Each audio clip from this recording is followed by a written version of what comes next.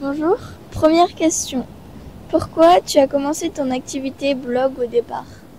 C'est parti parce que papy est décédé. Et quand il est décédé, en fait, moi, ça m'a fait vraiment un vrai choc. Je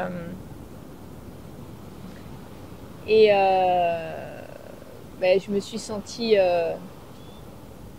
En fait, j'ai eu l'impression qu'on vivait pas assez la vie qui nous inspire, tu vois. Moi, j'étais salariée, je courais tout le temps. Le matin, je te dépose à l'école, toujours dans le rush. C'était vite, vite, vite. Je sais pas si tu te souviens, je te disais dépêche-toi, dépêche-toi, dépêche-toi. J'avais plus envie de ça, en fait. J'avais envie d'une vie plus sereine, j'avais envie de trouver quelque chose qui ait du sens pour moi, commencer à profiter du moment présent, de passer plus de temps ensemble, d'avoir une activité pour moi aussi. Mais l'entrepreneuriat, je connaissais pas. Mais en tout cas, au départ, c'est parti de là. Et après, en fait, mon blog sur la parentalité, un peu, c'est grâce à toi d'une certaine manière. Enfin, il y a eu plusieurs choses, en fait. Il y a eu le fait de vouloir m'affirmer aussi, de montrer que j'étais capable de faire quelque chose.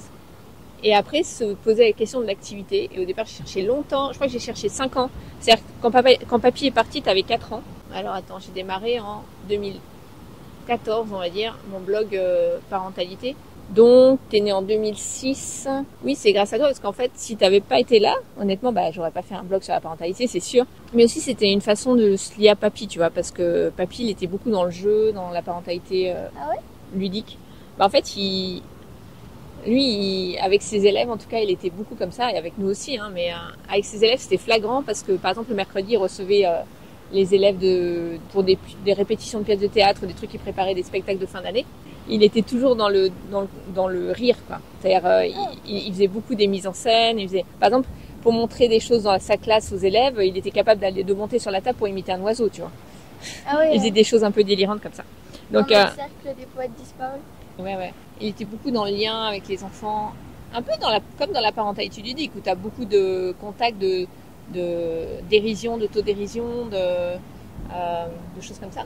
Et donc ça m'a inspiré. Et quand j'ai lu le livre de Laurence Cohen, c'est le psychothérapeute là qui a inspiré mon blog, en fait j'ai retrouvé tellement de choses de chez papy là-dedans, et tellement de choses de choses que je faisais avec toi aussi. Donc t'aurais pas été là, clairement j'aurais pas fait ça.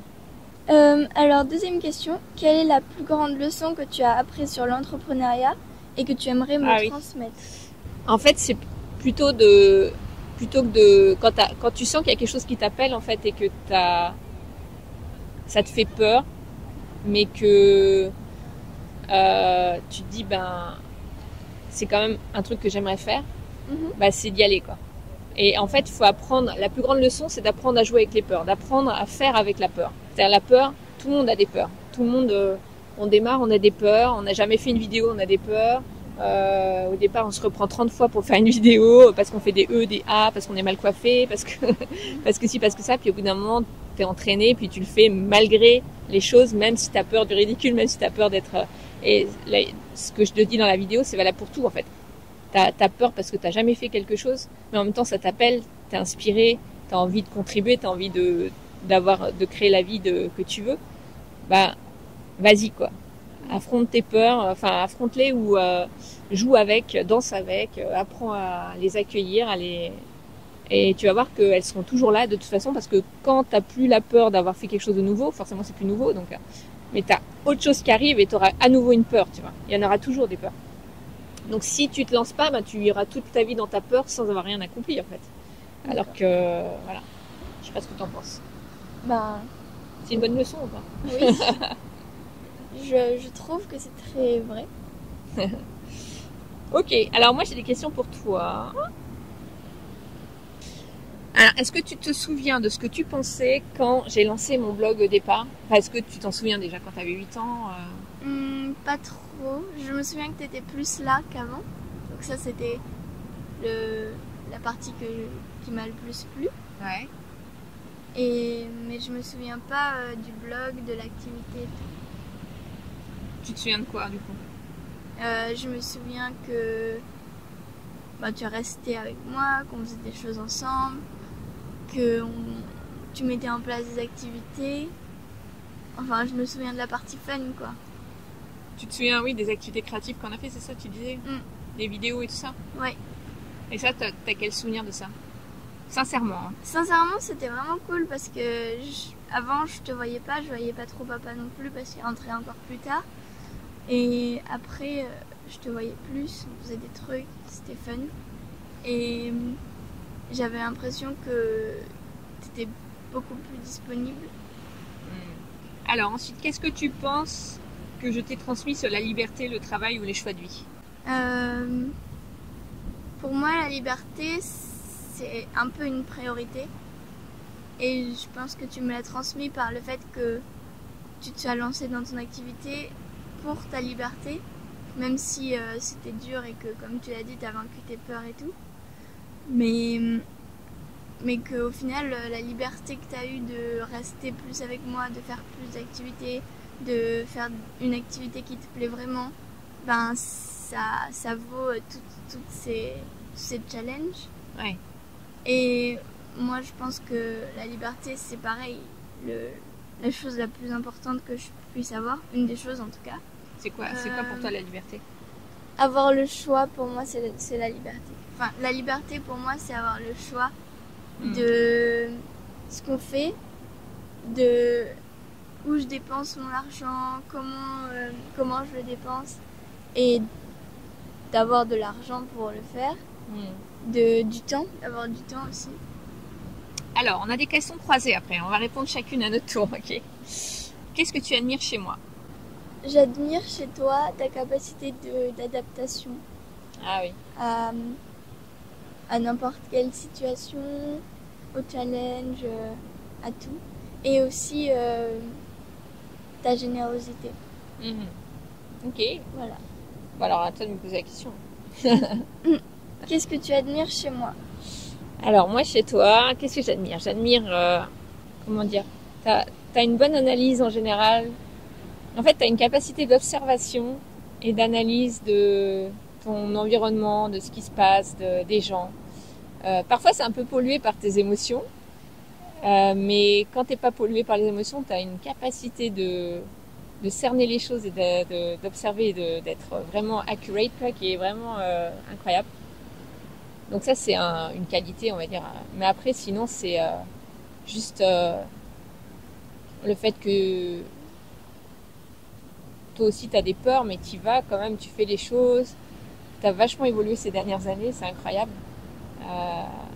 Et tu as suivi ce qui t'inspirait quand même. Même s'il y a eu des challenges où des fois tu t'es accroché à certaines choses, mais tu as quand même suivi ce qui t'inspire. Et au fur et à mesure, tu apprends des choses, tu te transformes, et c'est beau à voir, quoi. Moi, je trouve ça beau à voir. Si tu devais me décrire en un mot dans mon rôle, fille du coup, ouais. Ce serait quoi? J'avais envie de dire douceur, le mot qui m'est venu c'était douceur, mais c'est pas tout à fait ça, c'est pas tout à fait le mot juste. Mais bon, il faut dire un mot, donc mais je dirais douceur ou t'as un petit côté coton, quoi. Coton, allez, je vais dire coton. Coton, ok. Et donc moi, si tu devais me décrire en un mot dans mon rôle de maman, ça ce serait quoi? Maman ou entrepreneur. Ou entrepreneur, hein. Moi, je dirais déterminée. Ok. Inspirante. Ok. Est-ce qu'il y a un moment où tu t'es dit, elle m'inspire justement? Vas-y, t'as un souvenir ou un truc particulier? En fait, c'est pas vraiment lié à ton activité, c'est plus des moments où tu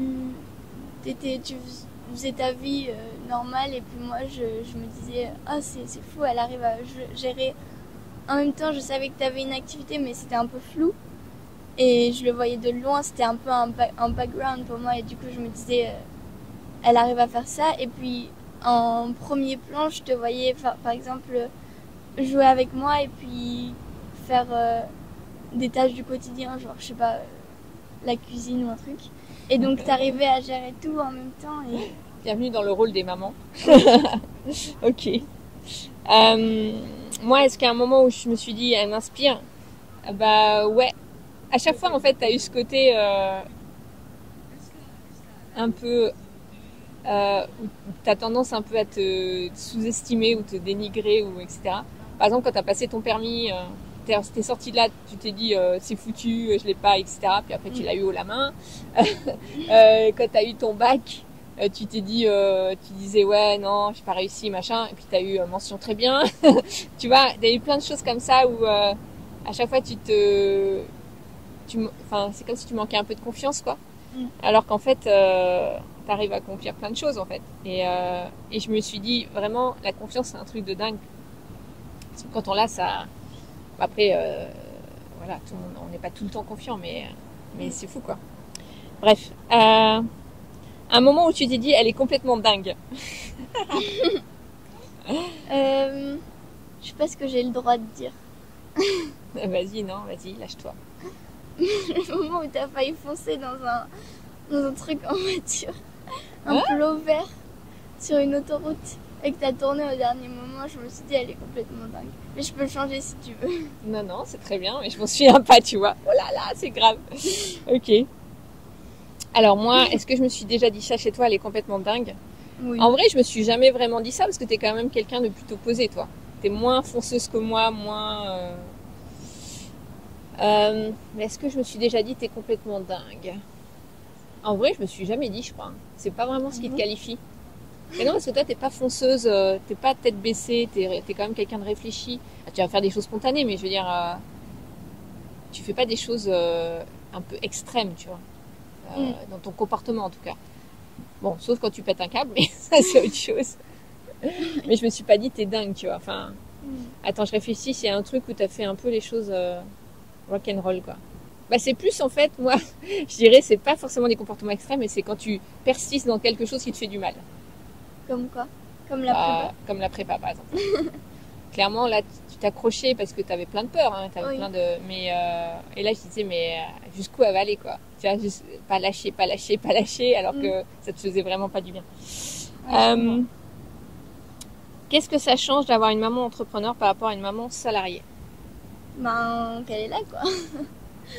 Au moins, on la Elle voit. est trop là, en fait, elle me saoule. Non, elle est... Oh non, pas trop, jamais trop.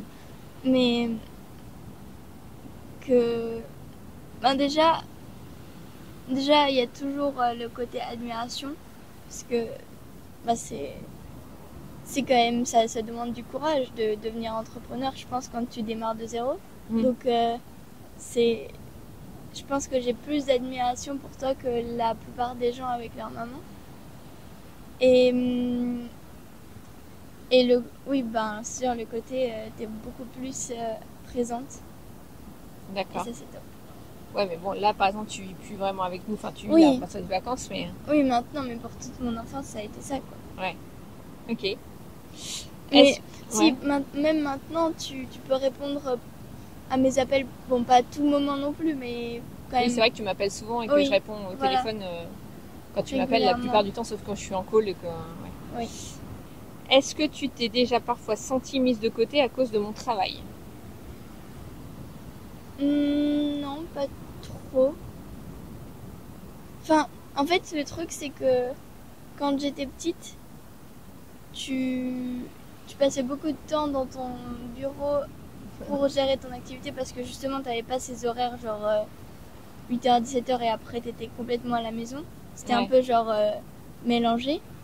Et du coup, il y a peut-être des moments où je me suis dit, ou alors si tu partais en voyage pour le travail pendant plusieurs semaines, voire mois, là un peu. Mais c'était sur la fin, enfin pas sur la fin, mais sur la fin de notre vie à Toulouse. C'est vrai que je partais pas mal. Donc voilà. Ok.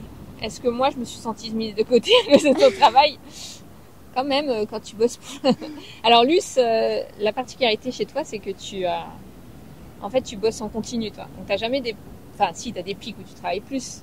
Mais je veux dire, t'es quand même vachement plus régulière. Enfin, moi je travaille aussi beaucoup, mais je veux dire, toi t'es quelqu'un qui anticipe, tu vas pas te laisser genre prendre... Genre t'as un examen, toi t'es déjà préparé à l'avance, t'as déjà anticipé le truc super longtemps à l'avance.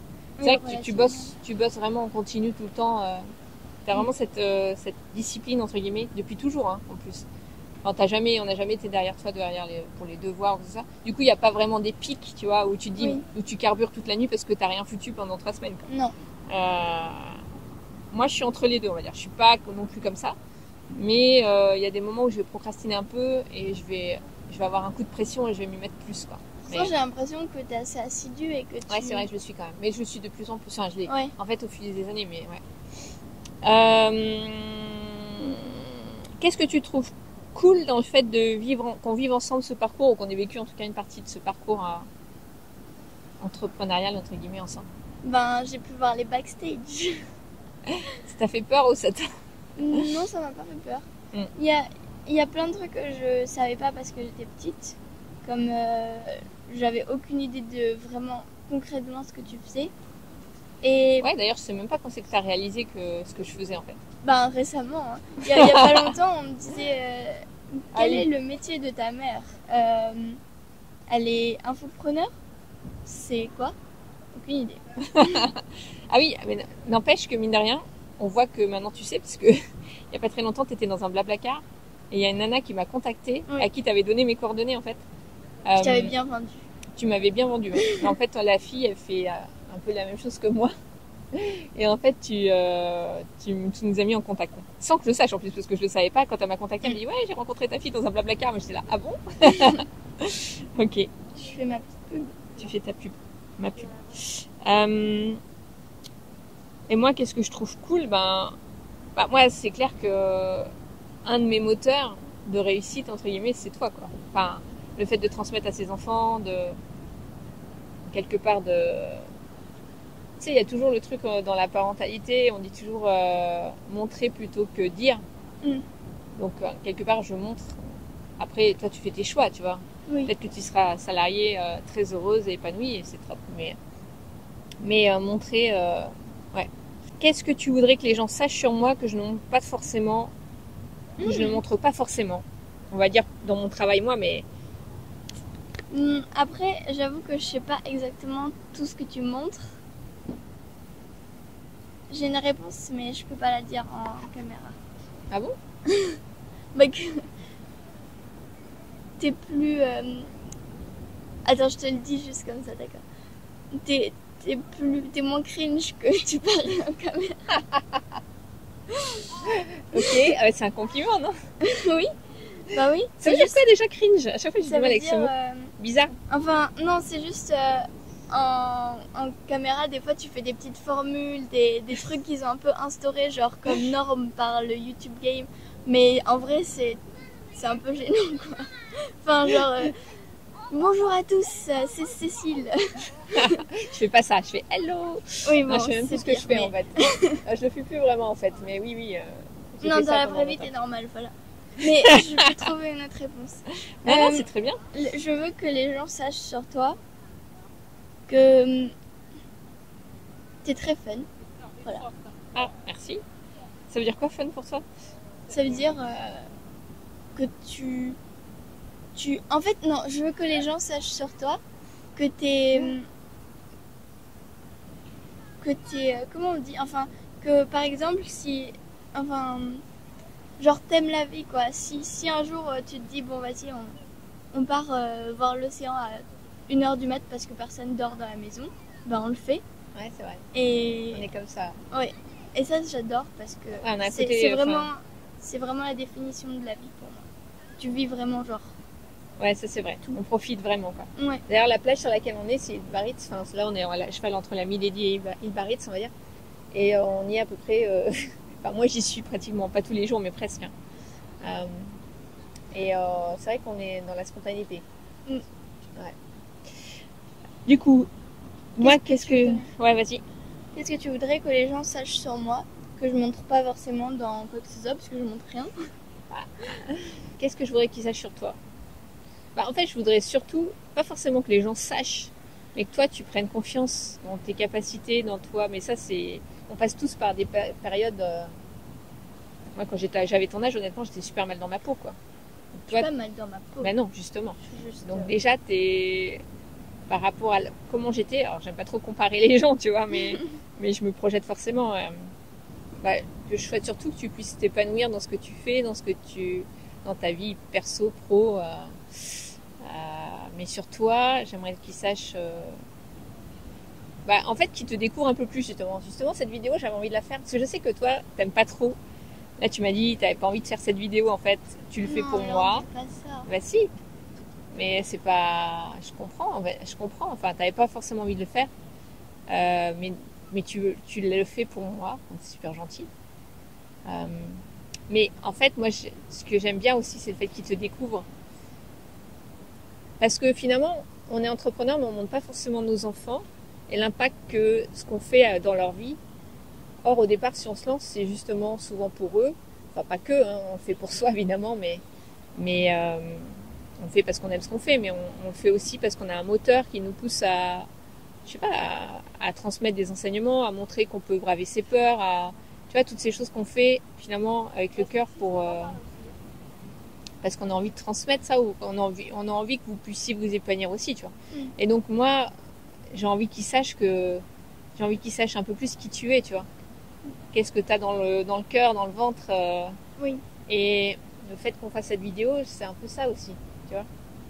Mais je pense que la raison pour laquelle j'avais pas forcément envie de faire de vidéos, de m'afficher sur quoi que ce soit, c'est parce que j'ai pas envie d'être retranscrit d'une manière différente que je suis vraiment, et que je sais très bien que ce sera forcément différent puisque c'est en 2D, c'est pas en 2D, c'est juste c'est une vidéo quoi, c'est pas. Ouais. Mais tu sais, dans la vie, on est jugé, en fait, les gens nous voient à travers leurs filtres. Et en fait, c'est pas méchant, ils nous voient à travers ce qui, tu vois, enfin même dans la vraie vie, la vidéo, ça te met encore plus en lumière ça.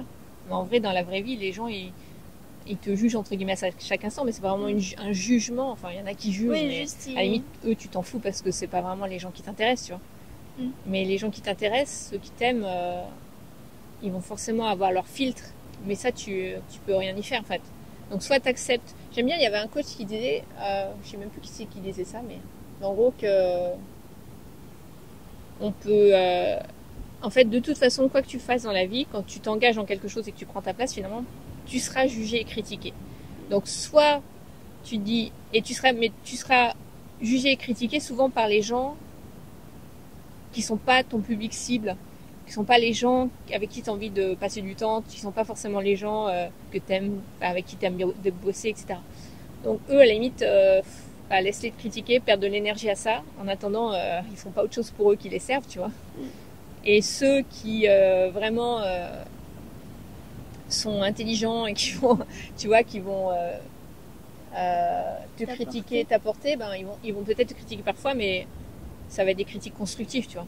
Ça va être des choses qui vont t'aider à évoluer, peut-être à corriger certaines choses, à grandir, etc., à avancer. Donc, j'ai envie de dire, c'est pas la vidéo le vidéo, c'est un peu un amplificateur de ça, mais en vrai, dans la vraie vie, c'est un peu ça aussi, tu vois. Si tu t'affirmes pas, si tu prends pas ta place, si tu dis pas ce que tu penses, si tu mets pas un peu ton cœur sur la table ou tes tripes, à un moment, soit tu t'éteins, tu t'effaces, et il y a toujours quelqu'un qui a une plus grande gueule qui va arriver et qui va dire ses trucs, tu vois. Et toi, tu vas être un peu en mode éteinte, quoi.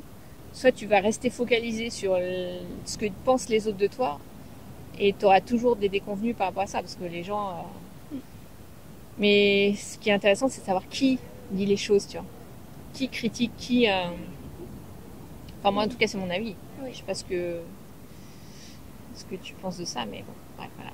Non, je suis d'accord. Les critiques, c'est. Non, mais je suis d'accord. Ok, un mot de la fin. Fin. Ça, c'est l'humour de Luce, tu vois. Ok, c'était cool en tout cas de discuter avec toi. Merci d'avoir accepté cette interview. Non, mais c'était fun. À bientôt, les amis. J'ai le truc cringe, tu vois. Ciao.